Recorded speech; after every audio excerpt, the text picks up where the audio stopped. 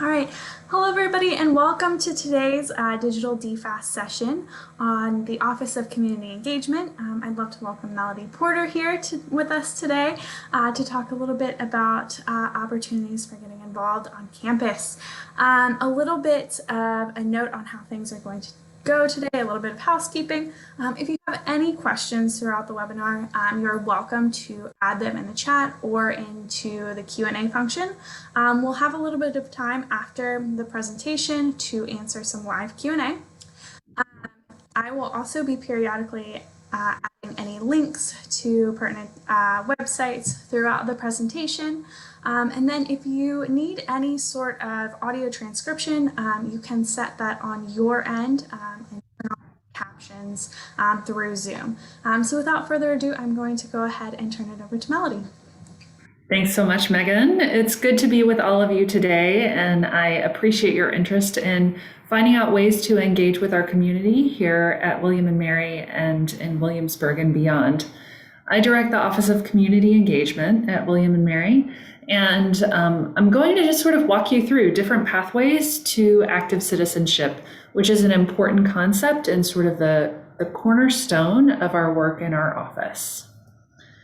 So the mission of the Office of Community Engagement is that we connect William & Mary and community so that students can grow as active and educated citizens. And we also promote positive community-driven change. Just to note that when we talk about active and educated citizens, what we mean are people who have a stake in the way that their community functions and in society around them. So it's not about citizenship to any specific country, but about the ways that we express our belonging in society and to those people around us.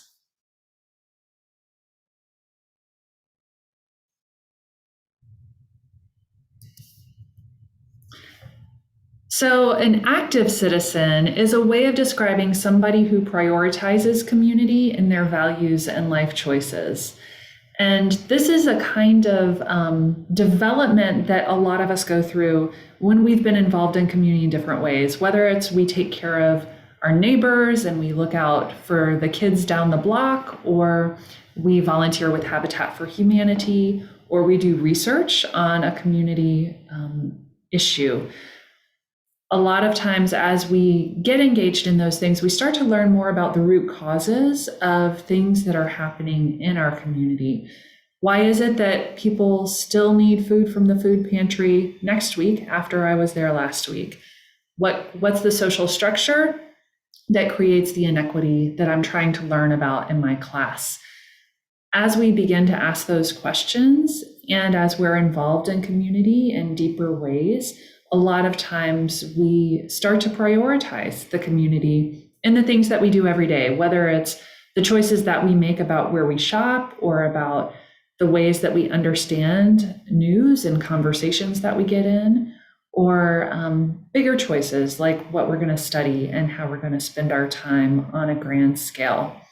So active citizenship is really what our office is about, supporting and providing opportunities for growth toward. We also have some learning goals that I'll share with you. Learning goals makes it sound a little bit boring, but honestly, it's exciting stuff that you get to do when you're engaged in community work at William & Mary. So you get to learn about social issues, those things that I described, like what's the root cause behind this thing that's going on in my community. You get to develop relationships. You can make connections between what you're learning in class and what you're doing in community. You can reflect on that and see through reflection what further action you want to take or what further learning you want to undertake. You can share what you experience with others and what your experience has taught you. And you can gain skills to make change in your communities for the rest of your life.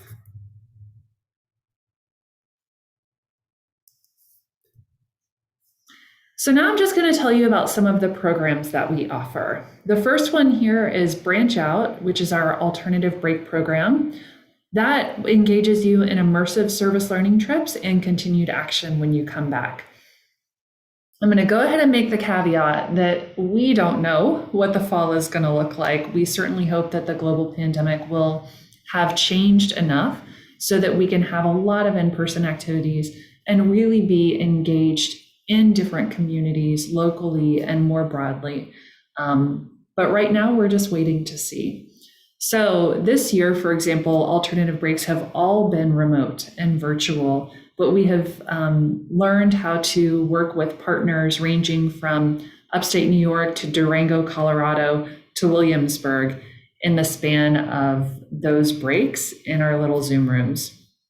So if you can imagine an in-person alternative break, that would be your chance to travel with a group of students, led by students, working with community partners on community-driven projects. So it's a lot of time in vans, it's sleeping in unglamorous situations and making meals together in a communal way, and learning from people who are right in the midst of addressing community issues, how they're doing it, how you can take part in that, and how you can then bring what you've learned back to your home communities and Williamsburg to continue making positive change with others. Our education programs bring William and Mary students to serve as tutors and mentors and to assist in classrooms around our area. And they also learn about education policy, issues of education equity and opportunity, and access. This year, we have been doing our programming remotely, working with elementary school students to support virtual learning. And again, we're looking forward to a time when we can be in person, and we hope that that will be at the beginning of the fall. Williamsburg engagement is a way that you can be part of a small group of folks that volunteers at the same place weekly with local community partners. This has been an opportunity that we've had this year to do in-person engagement because there are places that are in walking and biking distance from William and Mary where people can volunteer outside. So actually today, there is a group of students at the Habitat for Humanity Restore working out in the loading dock, processing donations, demolishing things that aren't good for resale and cleaning things up and getting some beautiful Williamsburg sunshine while also experiencing some community together. We also host discussions and dialogues, and those are opportunities for you to really share your lived experience around a certain topic and to listen to other people share it as well. Sometimes it happens around tables like the discussion pictured here, which was about issues of mass incarceration and the justice system. Other times it involves hearing from community experts along with faculty and student experts on certain issues, and then it allows for Q&A. So we have a lot of different formats that allow involvement and learning in the process of discussion and dialogue. Other resources that will be available to you are Listserv, which goes out weekly and shares updated opportunities for you to be involved in service, community engagement, research, things like that, internships. We have a volunteer fair at the beginning of every year where you can meet face-to-face with community members and partners with whom you can serve. We also have a new online platform called GivePulse, which is like a matching sort of website that allows you to see what opportunities are out there to sign up online, to get reminders, to do reflection on what you've learned, to connect with other people. I didn't put that web address here because it's easiest if you log in with your William and Mary credentials once you receive them, but it's a really great way for you to connect with other people. We offer funding for you to do work with communities. That can be funding to support projects, up to $2,000 for projects that you're working on, or for your living expenses. For example, over the summer, if you're facing a choice of working a summer job or being able to have an internship with a nonprofit in your home community or elsewhere, we're able to offset your living expenses so that you can make that choice to do that work with community that otherwise wouldn't be paid. We also work with local nonprofit organizations and partners to support funded internships where you can be an intern in an internship that they develop and that they select you for, and then we pay you an hourly wage for that work.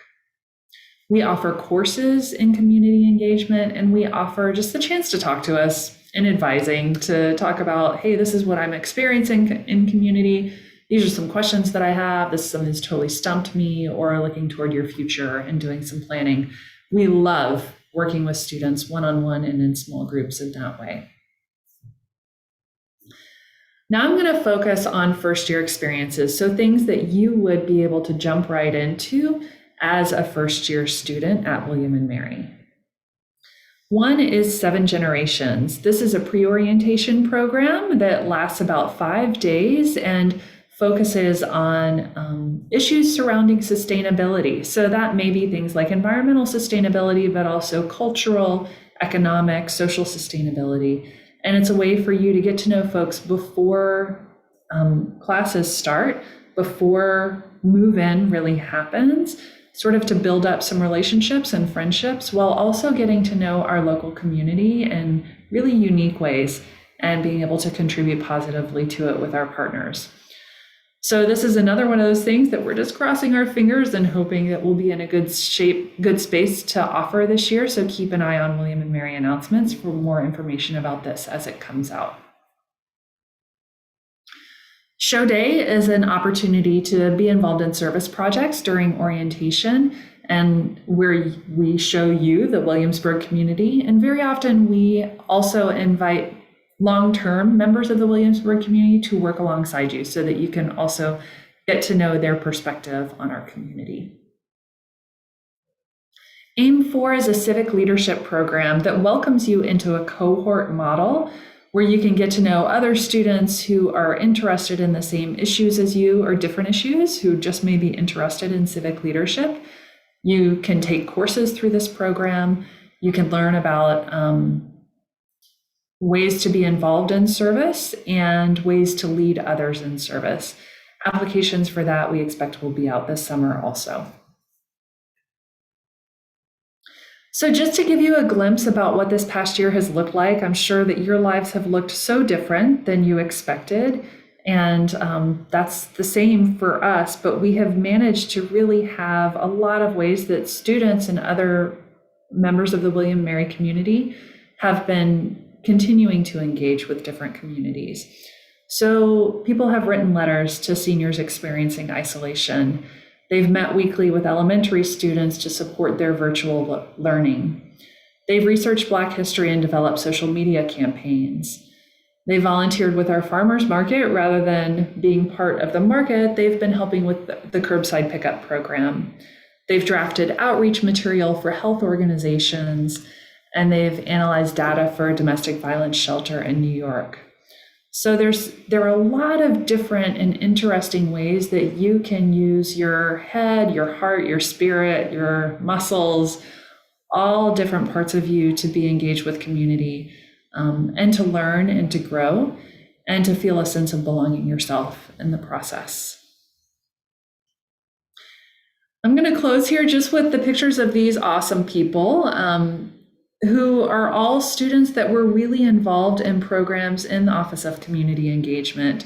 As I look at them, I'm just smiling because I see how they have gone on to do really cool things, whether it's working in a boarding school for students who otherwise face a lot of barriers to educational opportunity, working in an urban farm to support people who need access to healthy food, preparing to become a teacher next year for the first time, somebody else who has been teaching actually in Richmond Public Schools for several years, and somebody who's transitioning out of a residency leadership position in a hospital in Cincinnati and moving to serve at Duke Medical Center soon. So people are doing really cool things, and we're so lucky and fortunate to work with them and to learn alongside them, and look forward to welcoming you to our community also, and seeing what it is that you're interested in and invested in, and supporting you along your development and growth. So with that, I'll just pause and welcome any questions that you have about our programs. Yeah, thank you so much for sharing. For any of our attendees, you are welcome to add those questions into the chat or the Q&A. I have a couple to go ahead and get us started, Melanie. What are some of the more popular volunteer opportunities in Williamsburg, say during a non-COVID year? Sure. So, one of our most popular opportunities is working with our education and youth development programs. I mentioned how we've been doing virtual learning with students this year, but a lot of our students do go into local schools regularly and do mentoring programs. They're engaged in homework help, they do like recreational things with them. It's a lot of fun and a way to help use your education, but also to learn more about access issues and education equity issues. Branch Out, our alternative break program, is another program that's really popular with people because it happens during breaks. So it's a way that you can sort of step away from your academics and other activities and really focus for a while, whether during fall, winter, or spring break. Awesome. All right. Our next question, when would signups or applications for Seven Generations be up?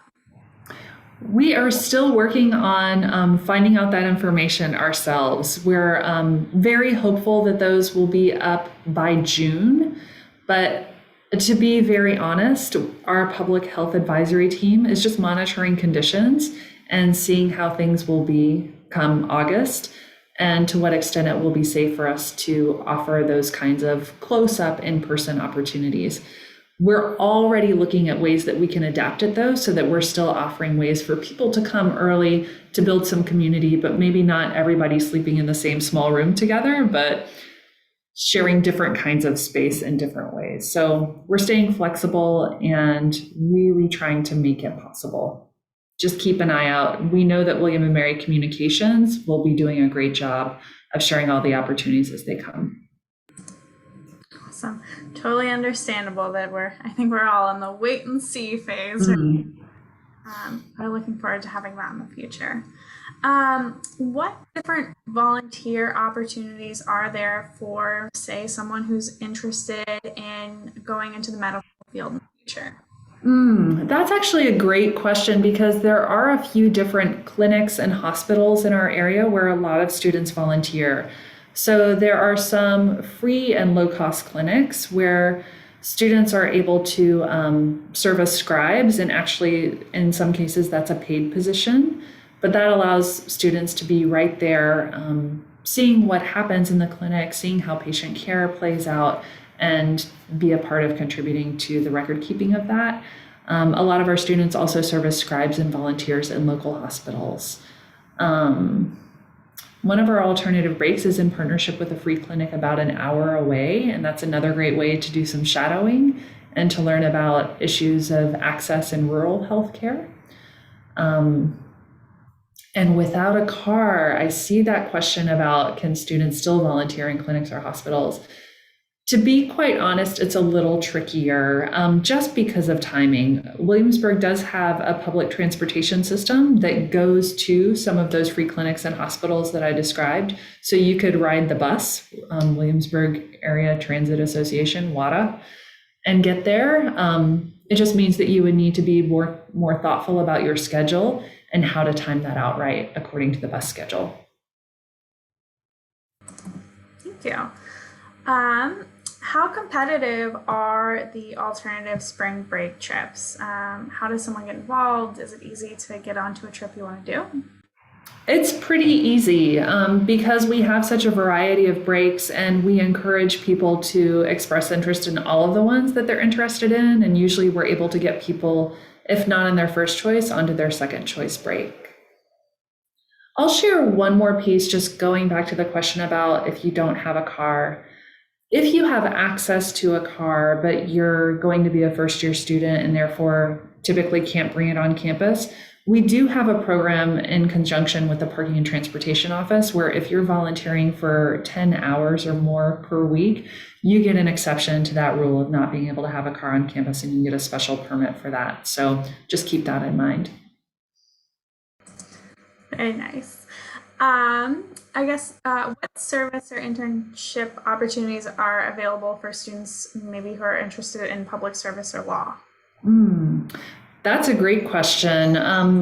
I think it could depend on what kind of law you're interested in practicing, because there are a lot of ways that you could be engaged in issues around different forms of law.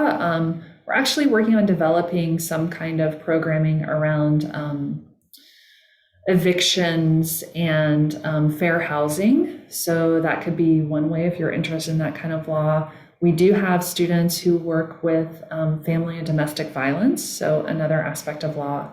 There are also so many internships available, not just through our office, but also through the Career Center that might touch on different parts of public service in the law. Not our office, but the William and Marion Washington program in DC is another great resource that can get you connected to a lot of different opportunities, whether it's through a summer internship in public service or learning about government and law that then translates to connections that could get you into service and internship opportunities. Thank you. The next question, is transportation provided for some of the larger volunteer opportunities? Yes, it is.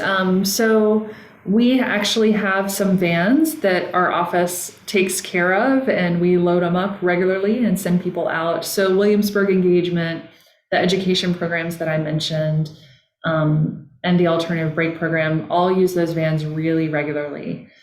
If you're doing service on your own, there are zip cars on campus that you can use, but there's not a way to just like grab a 12 passenger van and head out on your own, because they're usually in use for other programs. Thank you. Kind of jumping back to alternative spring break, I know that some of those programs can end up being a little costly to students, or the idea of costs may prohibit students from applying. What sort of funding is available to help students attend those trips? I'm glad you asked about that, Megan, because I buried the lead on this. They're actually extremely low cost because of the generosity of some alumni funders who gave an endowment to support these breaks. So in a typical year when we're actually traveling, a week-long break is $20, and that includes transportation, housing, food, a t-shirt, snacks during your pre-break meetings, all kinds of things. And a weekend break, so like for fall break and for some shorter winter breaks, it's either $10 or $15. So we keep it pretty affordable, but we recognize too that a lot of people are working to support themselves and their families while they're at school. And so we actually offer completely free breaks to people who need that. So we hope that finances won't be an impediment to participation, because we recognize that our breaks are better when anybody who's interested can be on them. And so we just warmly welcome all people to participate. That's fantastic. Awesome. T-shirts always a great thing as well. Gotta get the shirt. Huge motivator. What sort of preparation do you have for students who might be interested in pursuing volunteerism after college, say joining the AmeriCorps or the Peace Corps? So I would say that pretty much anything you participate in through our office or through other pathways and avenues of community engagement would prepare you for it. But we are really thoughtful in the ways that we develop our programming so that it's not just you going out and sort of serving ignorantly, but that you're learning more about the issues and the communities that you're working with before you begin serving, and that you're reflecting critically on what you've done, what you've experienced, what you've learned afterward. And as a former AmeriCorps member myself, and also I participated in an international volunteering opportunity after being an AmeriCorps member, I know how important that is, to not just jump into a community and think you know what's best, and to not be involved and then jump out and not do anything about it, not continue changing yourself and having impact in other communities that you join. So I would just say that the model that we use prepares you to be an AmeriCorps member, to be a Peace Corps volunteer, to do all that kind of engagement really thoughtfully, responsibly, and with a justice foundation. Honestly, the kind of work that you would do with our office is also going to give you good things to say in interview questions. It's going to give you good material to add to your resume to show what you've learned and experienced and to demonstrate that you're ready for those opportunities. That's awesome. As another former AmeriCorps volunteer, I appreciate the philosophy used for that. I guess we have another question, kind of major specific again. May or may not be able to answer this. But what service opportunities are there for someone who's interested? So I would say sort of similar to, like I said, with the law school question. It depends on what your interests are and what your focus is. You could find a lot of different things available through our community engagement programs. And one of the things that occurs to me is just that through leadership in our programs and others on campus, you can learn a lot about helping people come up with a common goal, to figure out a way to reach that goal, and to reflect on what they experienced together, to solve problems together, to work through conflict in a healthy way together. And all of those leadership skills are really needed in a business career. You can also manage a budget with our programs and figure out. So for example, our alternative break program, everybody lives on $5 per day for food. And so you can learn about conserving budgets. I don't know if that's exactly what you're getting at, but there are also opportunities on campus where you can consult for local businesses and help support them in solving issues that they're looking at. Those just don't happen to be through our office, but we can help connect you to those opportunities. Yeah, I think that's a really good way to answer the question, honestly. That those are incredibly important skills that you're going to gain from volunteering. Okay, how would a student sign up for different volunteer organizations? So you could do that through TribeLink if you're looking to work with a registered student organization that offers volunteer and community engagement opportunities. If you would like to work with the programs of the OCE and others, you could go to givepulse.wm.edu. You can take a look at that now without using your William and Mary credentials. It's a new platform to us that we rolled out in September in a pandemic year when there's not a lot of face-to-face opportunities. And so we're still gaining traction and getting more and more things posted there that are happening across campus. But we anticipate that it will be the go-to place for service, volunteering, and community engagement. And I just added that link to Thanks, Megan. that you can check out. I guess to wrap up, where would a student be able to find you on campus? We are in Blow Memorial Hall, which you will know well because it's directly across the street from the Wawa. So when you're needing to get your mac and cheese or your hoagie or powdered donut at any time of day, you can just trot on across the street, head on up to the third floor, and visit us in the Office of Community Engagement. Awesome. And then my last question, this can be related to your office or not, but what is one word of advice you have for incoming students? Oh, man.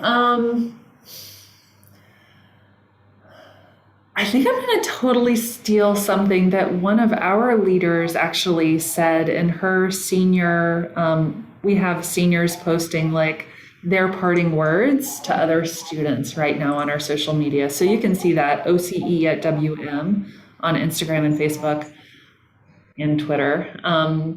Anyways, Isabel was one of our site leaders for Branch Out, and her advice was to get involved early. And so I would just encourage you to become part of 7 Generations or sign up for our other programs early, because that will allow you to sort of dip your toe into different ways of engaging with community and to make those connections to your academics, your personal life, your career plans, your further study plans, all in a more comprehensive way as you grow through your time at William and Mary. All right. Well, thank you so much For all the attendees, thank you so much for attending today. If you enjoyed this session, if you want to find out more about other opportunities at William & Mary, other events happening, be sure to check out the Welcome website. It's got a ton of different events and student engagement options to sign up for. Otherwise, if you missed a session, if you still want to check something out, recordings will be posted in the next few days. And if you have any other questions that might pop into your head, you can contact our office and we'll get you in touch with whoever is the best contact for that. Thank you so much, Melody, and I hope It's a pleasure. has a wonderful day. Thanks, everybody. All right.